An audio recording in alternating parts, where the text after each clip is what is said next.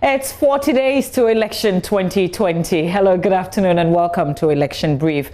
Coming up in this brief, angry supporters of NPP allegedly chase out ECG officials for cutting power during visit by the Vice President. Also, presidential candidate of the APC, Hassan Ayariga, says the least qualification one must obtain to become a police officer under his administration will be a first degree. We will put a national data system to be able to register all Ghanaians, to know how you live, whether you have houses, you don't have, whether you have income or you don't have income. If you don't have income, we will give you an. And in Kumasi, a circuit court has remanded an NDC activist and 2 others into police custody in connection with robbery investigations. And on the campaign trail, NDC flag bearer John Mahama is promising to transform and depoliticize the fisheries industry. We will touch base with our correspondents crisscrossing the country, the President Kufuor, the Vice President, and the NDC running mate, Professor Opoko Ajiman. We're live on DSTV channel 421 and GoTV channel 144 on Facebook, Instagram, and Twitter. Follow JoyNews on TV. We're streaming also on myjawline.com on YouTube. We're JoyNews TV. Thank you for your company this afternoon.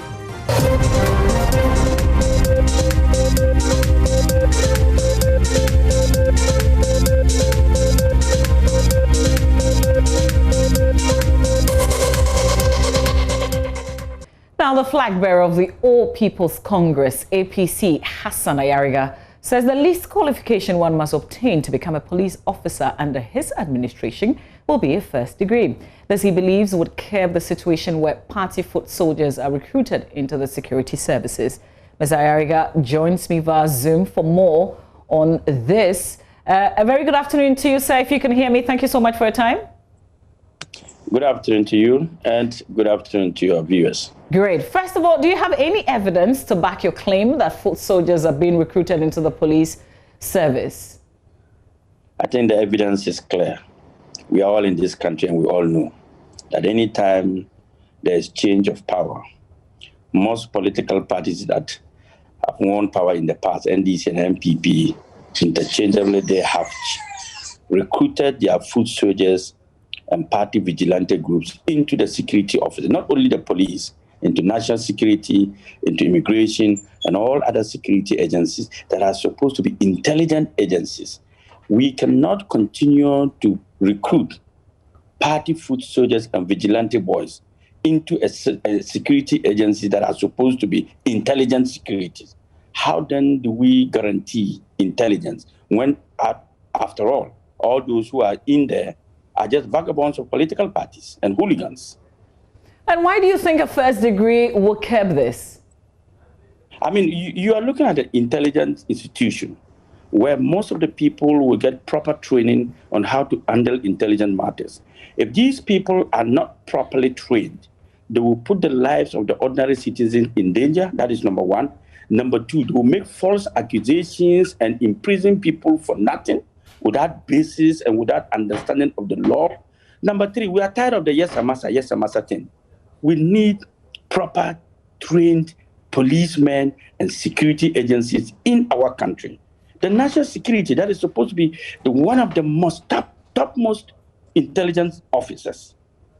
You see them holding guitar. You most likely the first or second, third person you speak with national security guitar can't even speak English. So what kind of intelligence officers are we recruiting to handle our national security? How then do we get to maintain and have a standard of security in this country when all the people we recruit is just job for the boys? Mr. Ayariga, you do appreciate that we don't even have enough policemen in this country, and you want to further raise the bar? That does not mean that because we don't have enough policemen, we should just put people anyhow. If we raise the bar, we'll get the requisite people that we are looking for who can have the best knowledge and intelligence for our.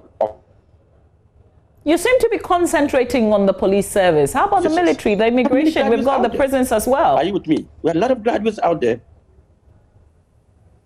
Ms. Ayari, I think we lost you quite a bit because of the connectivity, yes. But kindly land for me because I had a follow-up question.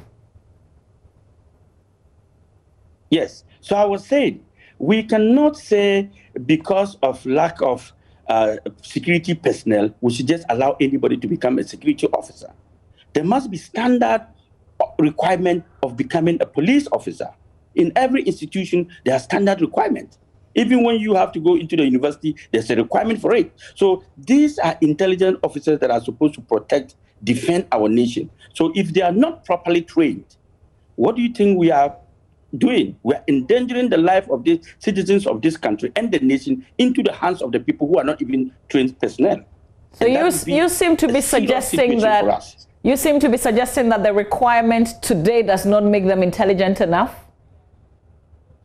Yes. So I was going to ask, how about the military, the prison service, and the immigration service, for instance? What kind of least qualification will they also require? They are all security agencies, and they will also definitely require a first degree. Well, we wish you well with the campaign. Hopefully we'll witness your presidency and see the changes that you bring. We will need to have a unique kind of secret agencies and institutions in our country. And we must look at the standards, which is very important. We also need to train our labor force to fit into the 21st century industries and let me say, checks. You cannot say because we lack, we should just put anybody. That is why we have institutions. We have the universities, we have all other institutions that can give first degree.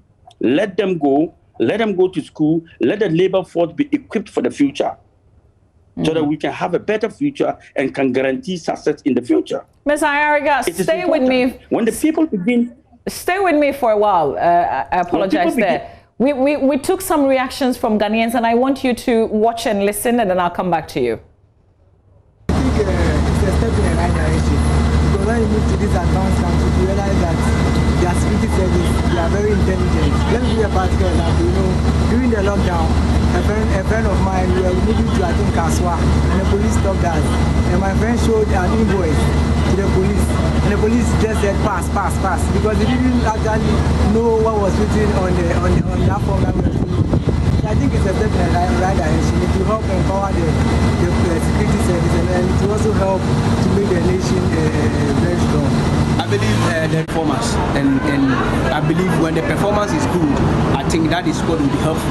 But changing it to that sector, I think to me, it's not really important. We have to maintain the old system, and I believe strongly it will better us. Because at the end of the day, that is what is moving the economy now. So I think we have to move with that. So me, I don't side with Araga's opinion. Because in the SHS and other degree, I don't think they are qualified. And even enough training is not good. They don't have enough listen. You see, but you have the first degree at least. When you enter into the police, there's no way you cannot go under a strict training. Yeah. It will ensure we have the quality of people who can really do the job as our national security is concerned. So I think it's laudable idea, but there should also be an option for those who have. Ms. Ayariga, if you listen to the reaction, quite mixed there. What do you make of what they've had to say? Yes, I'm saying that I don't expect everybody to buy into my opinion, because we have different people with different people with various opinions about this issue, and I think that for me as president, I must make decisions that will build. I must make decisions that will make sure that we have a better country, sustainable growth, and a growth that will involve all kinds of labor force. And in doing that, I believe that our labor force need to be educated. Our labor force need to be trained. Our labor force need to be the best in order for us to get the best output. So if we want to compromise the position of the labor force and the kind of people we train, then I'm sorry, we are going to lose it all.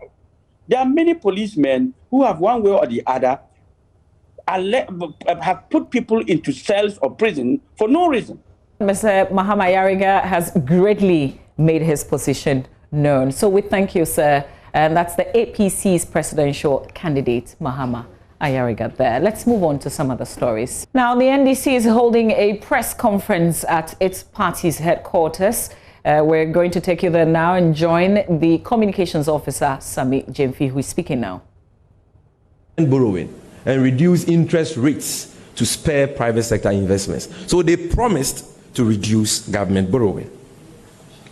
Now, ladies and gentlemen of the media, it is worthy of note that at the time the MPP made this promise in the year 2016, our public debt stood at 120 billion Ghana cedis, and our debt to GDP ratio at 55.6%. That is rebased economic data. Our public debt as of December 2016 was 120 billion, and debt to GDP ratio 55.6%. But what do we see today? After promising to reduce government borrowing, after promising to improve our debt position, our public debt, which stood at 120 billion Ghana cedis as of December 2016, has ballooned to 258.8 billion as of June 2020. Also, our debt to GDP ratio, which stood at 55.6% as of December 2016, has increased to 68.3% and projected by the IMF to hit 76.7% by December this year.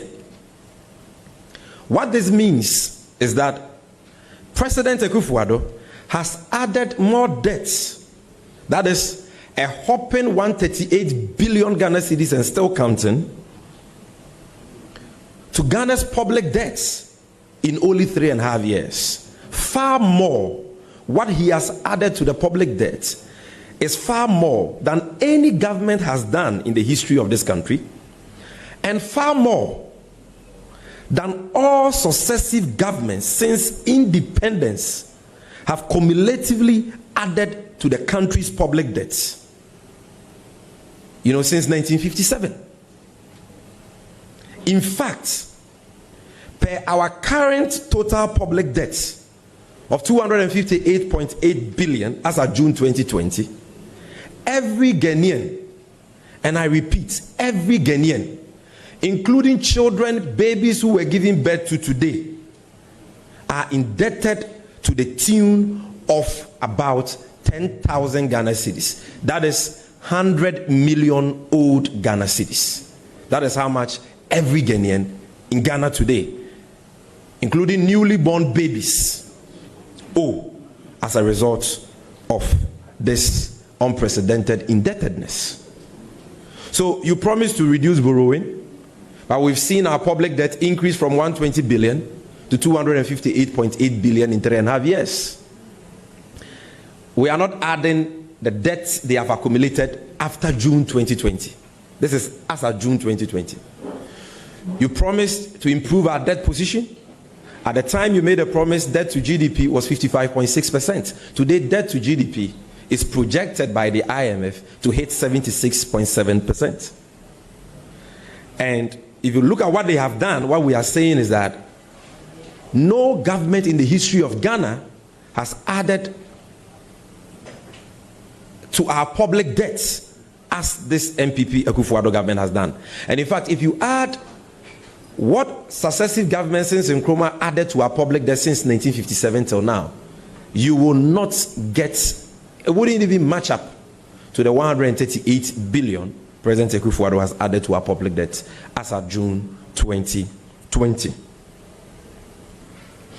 So there is no gainsaying the fact that our current debt position, that is our debt to GDP ratio of 76.7%, is highly unsustainable and exceeds the acceptable debt threshold. Indeed, our current debt position is worse than where we were I repeat for emphasis, indeed, our current debt position is worse than where we were when we joined the HIPC debt relief program in the year 2001, at which time our debt to GDP ratio stood at 61%. As a matter of fact, our debt position this year is the worst ever in the history of our fourth Republican democracy. Well, we have to take you away from the NDC's headquarters and take you straight to Parliament, where the Finance Minister, Ken Ofori-Atta, is presenting the first quarter 2021 budgets for approval. Our focused macroeconomic stabilization and fiscal consolidation program is evidenced by 1, growing the economy at an average rate of 7% between 2017 and 2019, as compared to 2.8% between 2014 and 2016. Reducing inflation from 15.4% at end December 2016 to 7.9% by the end December 2019, the lowest since the Fourth Republic in 1992. Maintaining an average fiscal balance below 5% of GDP between 2017 and 2019, as compared to an average of 6.3% of GDP in 2014 and 2016. Improving gross international reserves, which $8.6 billion US, or about 4 months of import cover by February 2020, as compared to 3.5 months of import cover in 2016.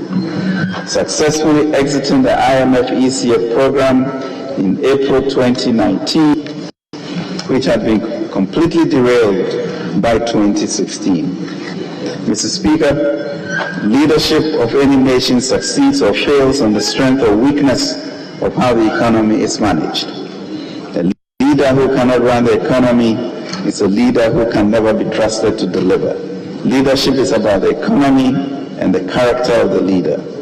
It is about knowing how to grasp the problems, the expertise to find solutions, the courage to take bold decisions, the conviction to stay the course, the competence to get it fixed, the compassion to cushion the impact on our people, and the vision to create new and transforming opportunities for the people out of the situation.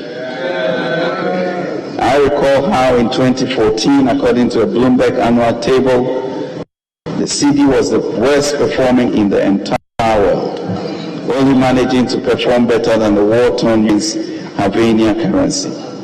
Indeed, in dollar terms, Mr. Speaker, former president took an economy that was $64 billion in 2013 and shrank it down to $55 billion in 2016. This means that after in office, that administration managed to achieve an unenviable record of reducing the Ghanaian economy by nearly $10 billion US. These, Mr. Speaker, are the facts. Mr. Speaker, in 2001, Ghana had no choice but to swallow her pride and to sign up to the HIPC initiative, a legacy led by the outgoing NDC government. Thankfully, Mr. Speaker, President Jerry Kufuor got us to completion point in record time and came out of HIPC. By 2014, barely 2 years in office, President Mahama's homegrown economic policy failed and Ghana signed up once again onto an IMF program. The Akufo-Addo government took Ghana out of the IMF program record time. Ironically, those who mismanaged the economy for us to come and fix it are the ones wishing Ghana ill. My message to them is this: there is no turning back. HIPC is behind us. The economic mismanagement is behind us. The economy is stronger today than it was 4 years ago, and will continue to grow stronger and stronger with 4 more years to do more for the people of Ghana with God's help. Mr. Speaker, we must be careful as a nation to reject those who return from the promised land with a bad report to subvert the spirit of our people and to reject leaders who take us back to Egypt.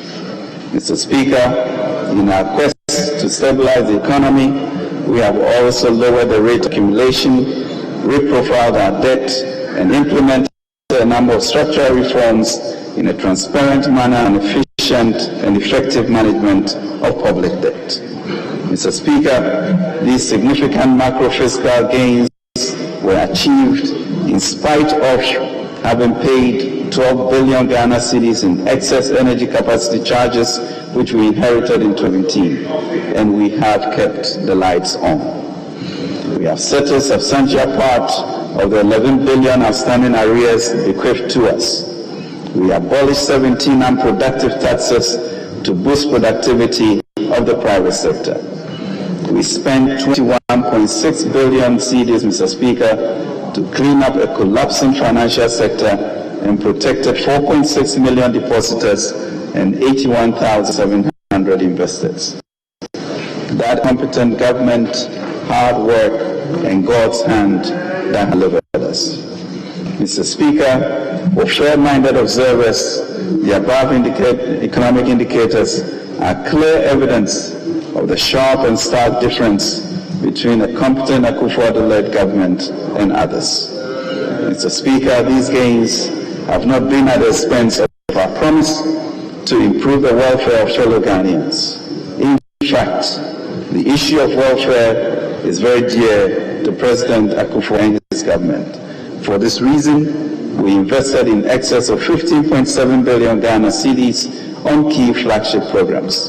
Mr. Speaker, these flagship programs have created a platform for real economic transformation, strengthening human capital through enhancing access to healthcare, education, and skills development, modernizing agriculture and industry, delivering infrastructure across the country, including a revitalized railway subsector, and creating jobs. We have remained faithful of our budgets, as budget in 2017, a Juma budget in 2018, the Mpunto budget in 2019, and the precinct in Kosovo and in Kabum budget of COVID-19 2020.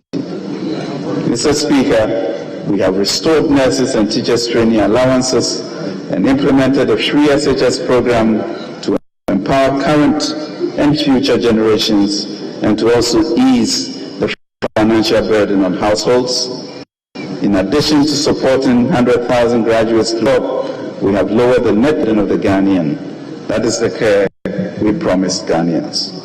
Mr. Speaker, achievements from the prudent macro-fiscal policies and the resultant turnaround of the economy amidst unprecedented welfare-oriented interventions under the flagship program have been fully tested by the outbreak of the COVID-19 pandemic since March 2020. Mr. Speaker, this pandemic continues to devastate countries, disrupt productivity, threaten food security, multiply job losses, and reduce incomes, particularly in the poorest, as well as traumatic loss of lives. This year, the world is on course to experiencing the deepest global economic contraction in the post-war era, causing investments and trade to plunge. Mr. Speaker, the Ghanaian economy has also faced the health and economic consequences of this pandemic, which threatens lives and livelihoods. By God's grace, COVID-19 has so far not been as deadly due to our President's leadership. Thus, our preoccupation has been on addressing the socio-economic dislocations occasioned by this pandemic. We have most swiftly, Mr. Speaker, to meet the threats to lives and livelihoods of our fellow Ghanaians. By implementing the 1.342 million COVID-19 emergency preparedness and response plan to protect lives, operationalizing the 1.2 billion coronavirus alleviation program to support businesses, launching a 2 billion guarantee scheme to enable SMEs borrow at more affordable rates, supporting the 3 billion credit and stimulus package by commercial banks in Ghana to revitalize industries, especially pharmaceutical, hospitality, services, and the manufacturing sectors. Honorable Mr. Just a moment, please. Honorable members, in view of the time and in view of the business ahead of us, I direct that our business proceeds beyond the prescribed hours. Thank you. Honorable Minister, you may please proceed. Thank you very much, Mr. Speaker. Mr. Speaker, leadership is best tested in times of crisis, whether it is to do with the crisis of doing so, the crisis of homegrown economic mismanagement, or the imported crisis of a global pandemic like the novel coronavirus. It is when crisis hits, Mr. Speaker, that the people see and feel who a real leader is and who is not. Earlier in March, President Akufo-Addo told the nation, we know how to bring the economy back to life. What we do not know is how to bring people back to life. Therefore, protect people's lives, then their livelihoods. Mr. Speaker, those words were truly profound and true to his character. The President has put his leadership skills just where his mouth is. Government set out to protect people's lives and then their livelihoods as well. The whole world, and more importantly, the vast majority of Ghanaians know that the President and his team have managed the COVID-19 crisis far better than most countries in the world. Indeed, our efforts have been adjudged as among the best 3 in the world. Mr. Speaker, the robustness of our macroeconomic fundamentals and the efficacy of government's COVID mitigation measures have been borne out by recent indicators. According to the Bank of Ghana's survey in August 2020, consumer confidence is bouncing back strongly and is currently above pre-COVID-19 loan levels. Business confidence has also increased, although below pre-lockdown levels. About 95% of the surveyed showed strong optimism, reflecting the improving macroeconomic conditions, stability in the exchange rate, lower input prices in lending rates, and positive industry prospects. Accordingly, the projected growth rate 2020 reported in July has been revised from 0.9% to 1.9% to reflect these dynamics. As the Bank of Ghana stated, the green shoot of rebounding economic activity are clearly with us. We must be thankful to God for these encouraging developments. This and other assessments provoke a degree of optimism and reveals that bold and effective measures implemented by government have been key in quickening the pace of economic recovery. This is the competent leadership we promised under President Akufo-Addo. Indeed, the President's decisive and compassionate leadership in these challenging times is internationally acknowledged and has added to our reputation as a black star of Africa. Mr. Speaker, our efforts to protect lives and preserve lives, coupled with the impact of the pandemic on revenues and expenditures, resulted in fiscal deficit of 11.4% of GDP. Already indicated in the presentation to this August House in July, we have a well-thought-out Ghana Cares about Tampa plan and strategy to return this economy to a more sustainable fiscal path in the medium term. Mr. Speaker, the 2020 fiscal framework, which increased the fiscal deficit from 4.7% of GDP to 4% in the 2020 mid-year review.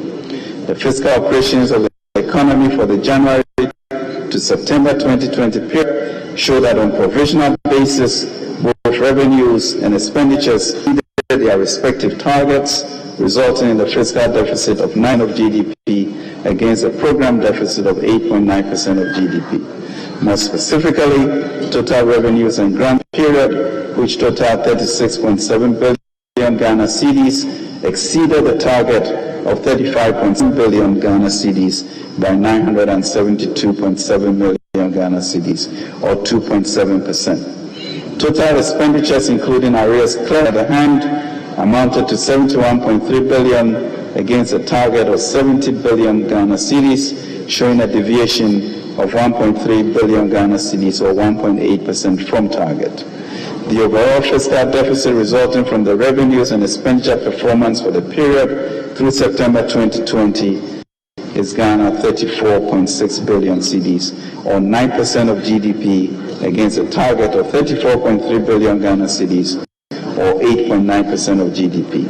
The corresponding primary balance was a deficit of 15.7 billion Ghana cedis, or 4.1% of GDP, against a target of 15.4 billion, or 4% of GDP. Mr. Speaker, this means that we can now approach the next financial year with increased optimism, largely because we already have a plan and, may I say, a track record. We are able to rebound strongly in 2021 at 5.7% as a result of our implementation of the transformation and revitalization phase of the Ghana Cares Over Atampa program. In addition, we have also scaled down the projected 2021 fiscal deficit from 9.6% of GDP as reported in the year review to 8.3% of GDP, reflect improved revenues from the anticipated pickup of economic activity and a more rationalized public expenditure program. With this path, we have returned to the fiscal responsibility threshold. I want to assure this House that we will recover, we will revitalize, and we will transform the economy. We shall pivot off of the AFCFTA headquarters in Accra for Ghana to become a dynamic regional hub. We have planted the seeds for a fast-paced and more inclusive recovery, recognizing that the role of capital and credit, we are certain that the cleaned up and revitalized financial sector will support our recovery efforts and sustain growth. Mr. Speaker, let me give you a glimpse of our new strengthened financial ecosystem, which will facilitate credit and investment to the private sector. We have established the Ghana Incentive-Based Risk-Sharing System for Agricultural Lending, GESL, to facilitate lending to the agricultural sector. The Ghana Amalgamated Trusts, GATT, to support indigenous participation in the banking sector. The Ghana Commodity Exchange, to modernize agricultural transactions and provide security for our farmers. The Ghana Deposit Scheme, to protect depositors' funds. The National Housing and Mortgage Finance Scheme, to provide mortgages to our working class and middle class citizens. The 2 billion CD Credit Guarantee Scheme, to support large businesses, and the CAPBA scheme run by MBSSI to support micro and small and medium enterprises, amongst others, in order to sustain and complement these reforms. Mr. Speaker, we have also established a new National Development Bank, which already has commitments of over $500 million as a wholesale bank to further support these financial institutions. Mr. Speaker, we will see significant investment in infrastructure, especially affordable housing. These interventions will create more jobs and enhance artisanal skills. A few days ago, my colleague, Honorable Atache, and I joined His Excellency President Akufo-Addo to commission 204 new houses at Tema Community 2. These houses were largely constructed and supervised by local contractors and consultants under the National Mortgage and Housing Fund scheme. This project was completed in 9 months amidst COVID-19 pandemic and created over 1,500 jobs. We will replicate this housing model across the country and alongside Agenda 111 District Hospitals program. Mr. Speaker, we expect that our digitalization program in the public sector will improve efficiency and enhance the delivery of service. Government introduced a digital addressing system and the National ID program to ensure that all Ghanaians and their dwellings, as well as business locations, are uniquely identified. All these efforts have been made to formalize the economy and improve our global competitiveness. Mr. Speaker, as I indicated earlier in March 2017, I stood here and asked this august House to support this administration turn around the economy with the paucity of resources that we inherited, as in the story of the 5 loaves and 2 fishes. Mr. Speaker, I'm in awe of what God has done in the last 4 years. Not only have we accomplished the miraculous economic turnaround, we have also gathered our 12 baskets left over to begin the implementation of our Ghana 100 billion Ghana Cares Over Atampa program. Let me assure you, Mr. Speaker, that he who began a good work of us will carry it on to completion. Ghana is at a breakthrough moment. Our Baal Perazim is upon us. But, Mr. Speaker, we must, as a nation, be prepared to work hard, to burden share, and to sacrifice for the national good, and to desist from difficult negotiations at such times of a global pandemic. I am confident that the Lord will repay us for the years the locust has eaten and pour us His Spirit on all of us. Mr. Speaker, I want to reassure the House that despite the setbacks from the pandemic, we are on track to recover. We have made adequate budgetary provision to ensure that the elections are conducted in a safe and secure environment. Government has also instituted various security measures to ensure we have peaceful elections and effectively contain all threats. Mr. Speaker, for the purposes of the 2021 expenditure in advance of appropriation, we projected the 2021 first quarter total revenue and grants of 13.3 billion, while total expenditures, including the clearance of arrears, is projected at 24 billion. The results in the projected fiscal deficit of 10.7 billion for the period. Mr. Speaker, to support the 2021 budget and liability management, we plan to source funding from the international capital markets. This will comprise the issuance of sovereign bonds of $3 billion, with the option to increase it to $5 billion should market conditions prove favorable. Out of the amount to be raised, 1.5 billion will be used to support the 2021 budget and 3.5 billion for liability management. Mr. Speaker, we will require an amount of 27.4 billion to carry on the services of government until the expiration of 3 months from the beginning of the 2021 financial year. The total amount is to cover government operations such as compensation of employees, ex gratia awards, interest and amortization, transfer to statutory funds, critical programs and goods and services, and CAPEX allocations of MDAs. Mr. Speaker, the programs include work on the Agenda 111 district and regional hospitals, which commenced in 2020 to ensure health facilities are available in all deprived places. Currently, 88 site plans have been submitted by the district assemblies, and contractors and consultants are being procured. The rehabilitation of Efia Nkwanta and Accra psychiatric hospitals and the construction of the 2 psychiatric hospitals in Kumasi and Tamale would also be fast-tracked. Funds have also been provided to facilitate the reopening of schools in the early part of 2021. If we continue to keep the spread of new infections of the COVID-19 virus at its current low levels. In furtherance of government's TVET agenda, next year will witness the start of the Jobs and Skills Project to support apprenticeships and competency-based training curriculum development in over 100 trade areas and entrepreneurships. Also, we'll see the beginning of construction of our flagship state-of-the-art TVET centers, 2 per region, fully equipped with modern training facilities in 33 trades professions across 11 economic sectors. Mr. Speaker, the details of the expenditure are as follows.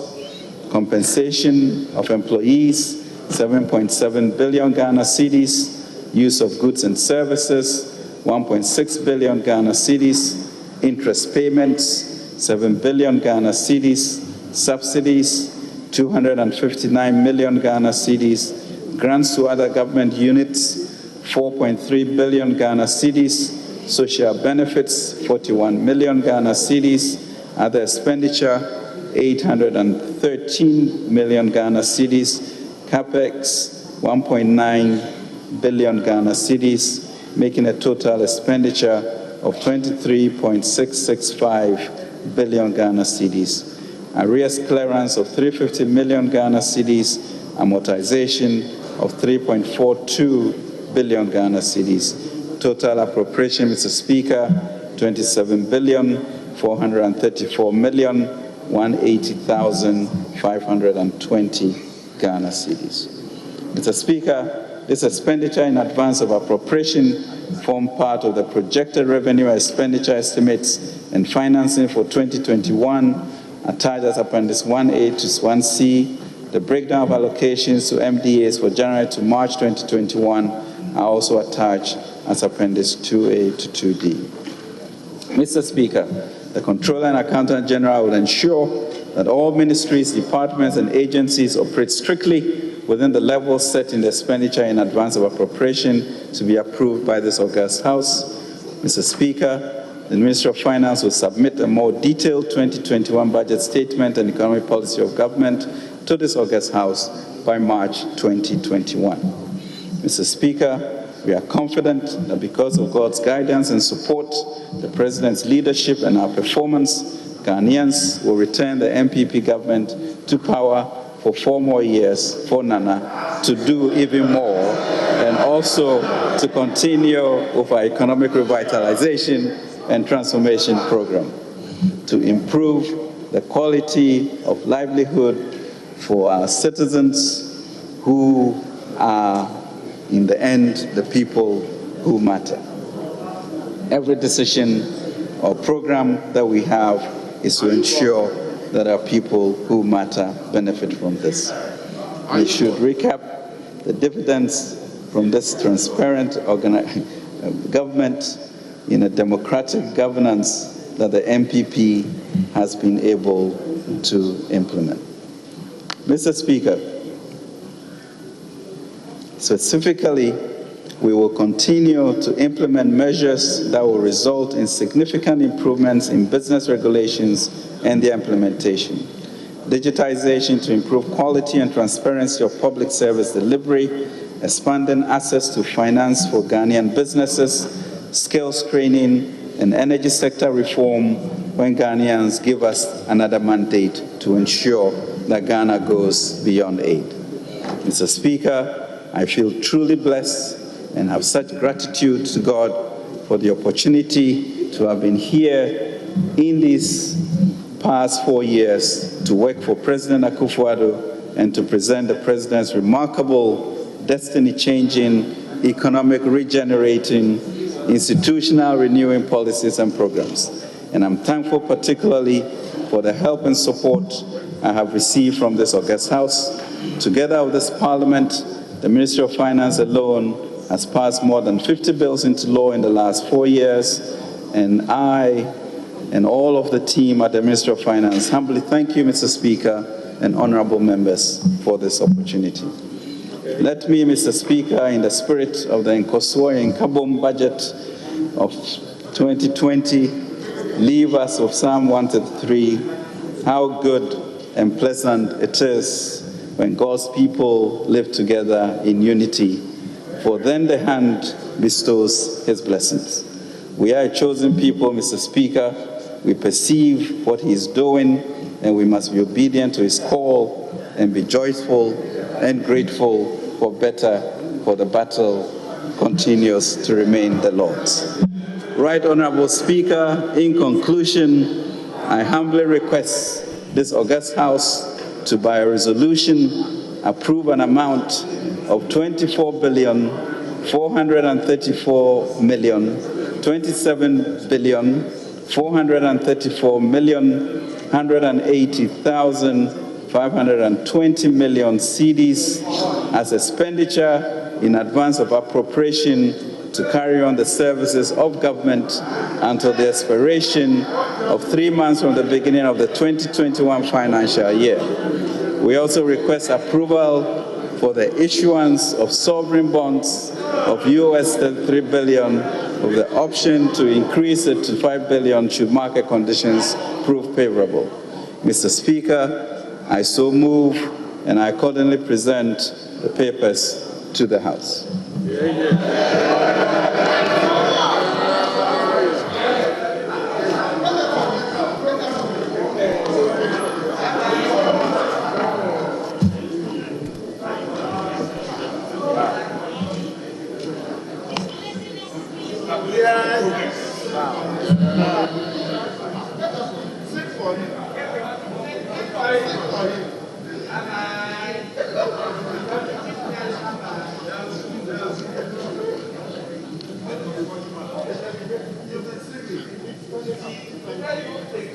Copies of the relevant statement have been duly tabled. As in the presentation of the substantive budget, no comment is allowed after the presentation by the Honourable Minister at this stage, and I refer the relevant papers to the Finance Committee for consideration and immediate report.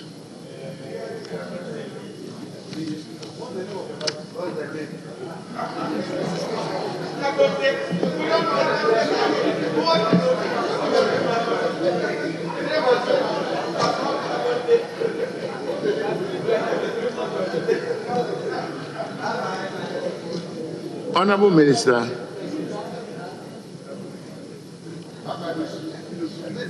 Minister, at this stage, we thank you for appearing before the House.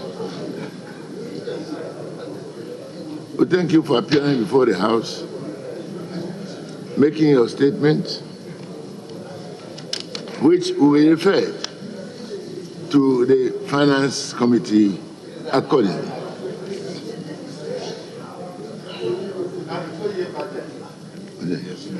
So accordingly, what is on the other paper has been done in respect of the motion item. Where's your other paper?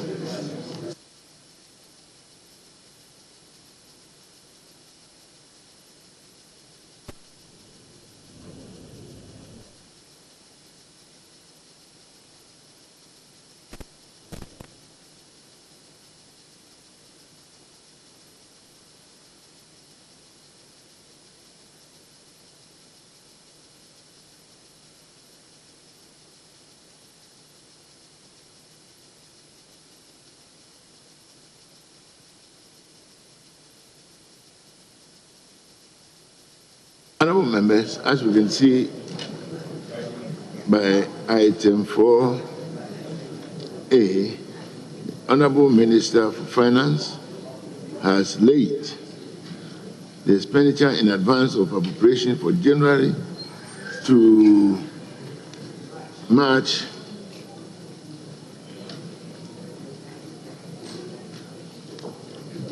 2021. Honorable Minister, we therefore thank you for carrying out your duty, and the relevant reference is hereby made to the Finance Committee. I thank you very much for attending to the House and performing your constitutional duty. Thank you very much. You may depart. Yes, Honorable Majority Leader. Speaker, by what the Minister has done, is entreating us to resolve to approve his request, which is what he has done, and then presented the paper to us as captured under 4A of the other paper. The Speaker, I would want to entreat to work on the referral as urgently as it is required, possibly tomorrow, and report to the House on Friday in order for us to consider their reports and pass the resolution on Friday. That is, if we so determine, to resolve to approve of the request. The Speaker, having said so, I would want to suspend sitting, and then when we come back, the Speaker, we may have to suspend for an hour. When we come back, we'll come to attend to the remaining of the agenda set out on the other paper, but in particular to continue from item 22. Mr. Speaker, I thank you very much.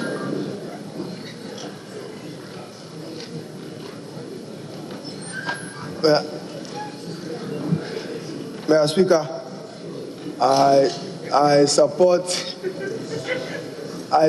the leader's call for a suspension, having listened to the Honorable Minister for Finance, whose hope against 2021 is borrowing and who cannot report on the first, second, third quarter performance of 2020.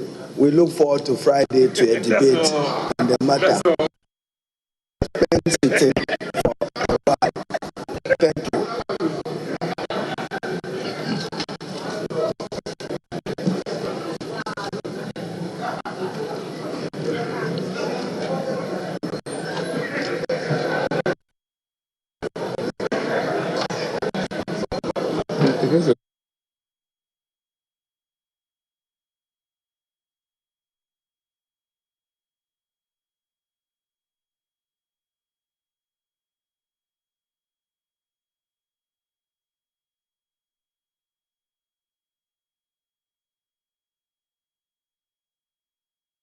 And as you've just witnessed, the Parliament is just about rising. The Finance Minister just finished presenting the budget. He's asking for an amount of 27.4 billion Ghana cedis to carry on the services of government until the expiration of 3 months from the beginning of the 2021 financial year.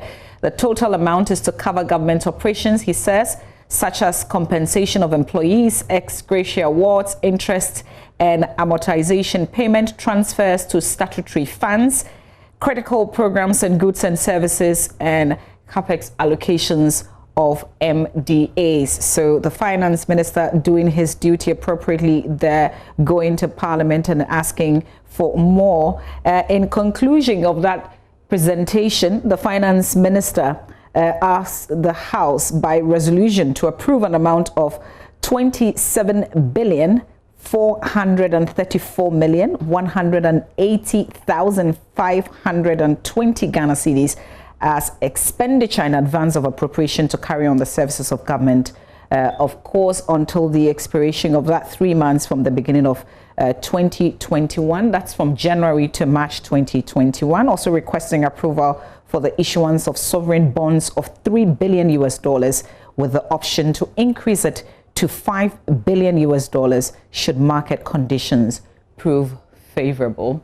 So there's been an adjournment. This has been referred to the Finance Committee of Parliament. We will see Parliament talk about this on Friday. We thank you for spending your time and watching this coverage.